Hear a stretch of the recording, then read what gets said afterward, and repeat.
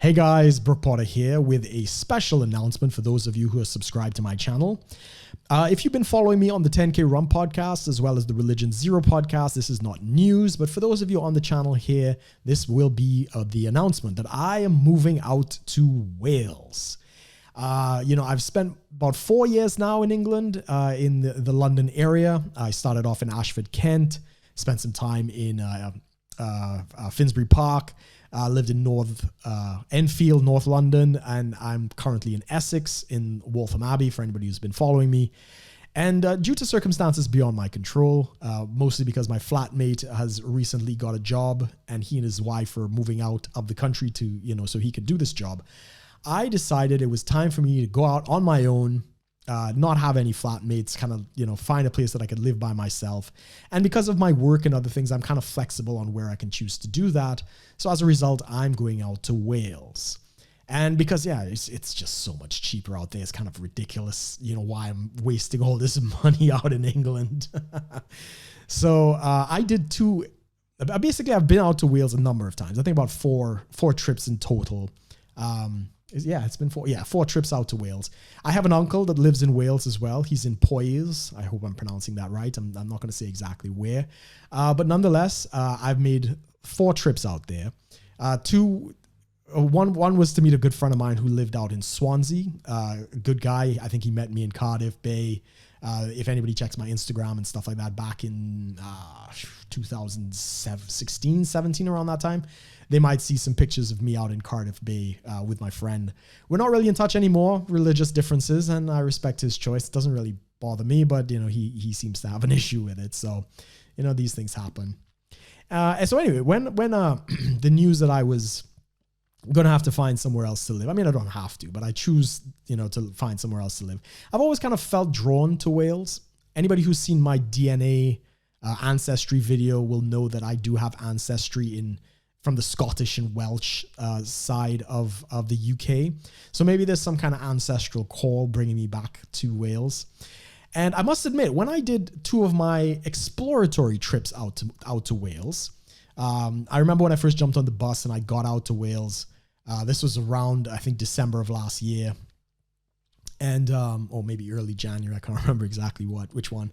About the time we crossed over the border into Newport, I was kind of speaking to God like, all right, is this where I'm supposed to be? I'm not sure what's going on. I don't know what I'm looking for out here. And in that moment, I remember looking up and seeing this massive billboard saying Don's Beer available at The Potters. And I looked across and there was this fantastically, pub called The Potters. And anybody doesn't know, Potter is my last name. So I was like, that's pretty cool that I see that, like literally a sign just as I kind of posed that question to the universe sort of thing. And I was like, well, okay. Potter is a very common name out in the UK. It's practically everywhere. That's not really anything. So anyway, I ended up in Cardiff at this Airbnb. And as I walked out of the Airbnb on that, after settling and everything like that, the street that was exactly opposite me was called Brook Street. It's like, wow, this is pretty cool. So I saw my name. I saw, a place called Brook, and I saw the Potters in Newport and stuff like that. And I said, oh, that's pretty cool. I did challenge it one more way, but I wouldn't get into that too much. But that first evening when I was there, I went out to a speed dating event. It's about 10 women, 12 guys, 12. I can't remember what the ratio was. There were more women to men, I think. That was the case. And I was all mode 1. I was kind of asking questions like, where's the craziest place you had sex? This, that, and the other, and stuff like that. And when I was telling the guys what I was saying, they're like, you're asking what? And I'm probably like one of the shortest guys there, and I've got this big attitude. It was really funny. But my attitude was like, look, I'm probably never going to see these women again and stuff like that. I'm just going to have fun with this. And I remember the first woman I sat down with, she was stunning. She was absolutely beautiful. I knew she's not looking for me. She's looking for some rich banker or something like that. So I was just giving her shit. Like, well, I mean, you're obviously the most beautiful woman here. What's wrong with you? Kind of thing. I was giving her a hard time. But that was a lot of fun. And there were just so many serendipitous experiences on that first trip out. I just knew like, this is where I've got to be. And I remember it was still pretty chilly and stuff like that. I'd lost my, what I call a head cozy, the head covering that you had. I had here back then. And I walked into one of these, like tourist shops with, all kind of Wales trinkets and stuff like that. And I went in there to buy a head cozy. And something that's very big in Wales is, of course, the Welsh spoons, the love spoons, which are these wooden carved spoons and stuff like that. So I'm in the shop and there's a lady kind of showing off the wall of all the different carvings. And you say, this is the dragon, this is this and stuff. And then she says, well, this is the Welsh Harp. And for anybody who didn't know, my local pub out here in Waltham Abbey is called the Welsh Harp. And I was like, that's just uncanny. Like, how would I hear that at that exact moment? She's not talking to me. She's talking to somebody else. And immediately I went up like, did you just say the Welsh Harp? And she gets me the spoon and so I bought it immediately. And she and I had started this conversation about how serendipitous a lot of this kind of stuff has been on that particular trip. So I just felt real, like something's telling me I got to be here. All right, that's really cool. And one of the guys that I met on this trip was a guy. He was a tour guide, really cool guy, young lad. He's out here, he's offering tours to, he's a professional tour guy. He's very big into the couch surfing community and stuff like that. And he and I hit it off. I basically rented his time for 4 hours. It was a rainy, miserable day. We didn't make the 4 hours. I think we did like 3. But I mean, it was just miserable. But he and I, were very friendly, and I really appreciated a lot of his insights. I was asking him about life in Cardiff and Wales and where to live and stuff like that. He was really, really helpful. And, we kept in touch. He would do a Monday Zoom calls and WhatsApp calls and stuff like that where, various people in the couch surfing community and some foreign people who live in Wales and Cardiff in their area, we'd all get on this chat. And so I got to meet a couple of his friends and stuff like that. Really, really good people. And later on, that would definitely help me in the move that I'm making. One of the other days on that first trip, I went over to Newport. I said, well, I saw this Potter's, pub. I've got to go to the Potter's, right? And a couple of the things I was kind of talking to the Lord about, like, if this is where you need me to be, well, I need to find, a real estate agency, to obviously check prices of property and stuff like that. And I'm probably going to need a recruiting company because I might want to do some part-time work. Just to make some extra money and stuff like that. And searching all of the heart of Cardiff, I couldn't actually find either of those things. But the minute I went to Newport and I get out of the station on my way to the Potters, the first thing I see is a real estate agency, and then I see a recruitment company. And I thought that's just uncanny. Like, come on, man. Everything I'm asking for is kind of just falling into place out here. And anyway, I went to the Potters. Fantastic time at the Potters. They had live music.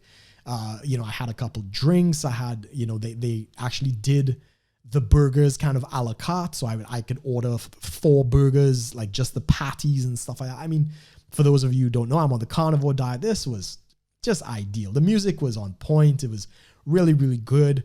Like a song that I'm very fond of, and I don't really hear it very often, is Dolly Parton's song called Jolene. Even while I'm having the meal, enjoying my drink, the singer says this is her daughter's favorite song, and she begins to sing this song. And I'm just kind of laughing at myself like, this is unreal. All right. It's very evident to me at this point that something is waiting for me here. So with that said, I did make another trip out to Wales. From the first trip that I was out there, I actually met somebody at the pub, at the Potter's Bar, who offered me a job on the spot. I wouldn't get into the details of that, but I did make another trip out to Newport because the job offer was in Newport, and I went to explore to see if this job offer was real. If it was real, I probably would have made the move a lot sooner. So I made a second trip out. I couldn't get in touch with the guy. He gave me his number. We were talking when I first went back to Essex.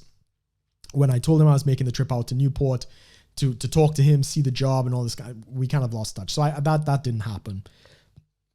But again, I had a wonderful time out in Newport. Went back to the Potters. I spent some time at the pod. Again, I was having these great conversations with the bouncer. People were just so very friendly out there. I stayed in one of these great Airbnbs again. And I really got I got a vibe of the place. I was like, yeah, I could do this life. And I went back to the pub, the Potters, and the same girl who was singing the first time I was there was back again, which I thought was really awesome.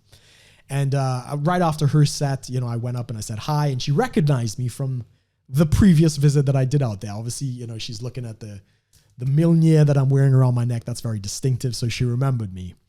And you know, when she got off the set, I stuck around a little bit later. You know, the younger crowd starts to come in. Met some chicks at the bar, and they kind of roped me into their conversations, and they introduced me to her friends. You know, pretty hot chick. I kind of figured, well, maybe this is tonight's entertainment kind of thing.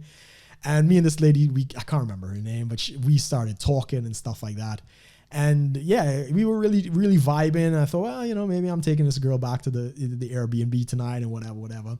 But then I got outflanked by, you know, this other guy that came up, young guy. And he just went full on mode 1 with her. And I was like, oh shit, I should have gone mode 1 instead of having this conversation.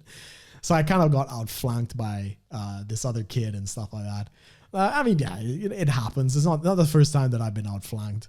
And on my most recent trip out, the same tour guide that I met on my first trip, he and I kept in touch. And, you know, we're getting closer to the time when I have to be out of the apartment that we're in, the flat that we're in. It expires in September.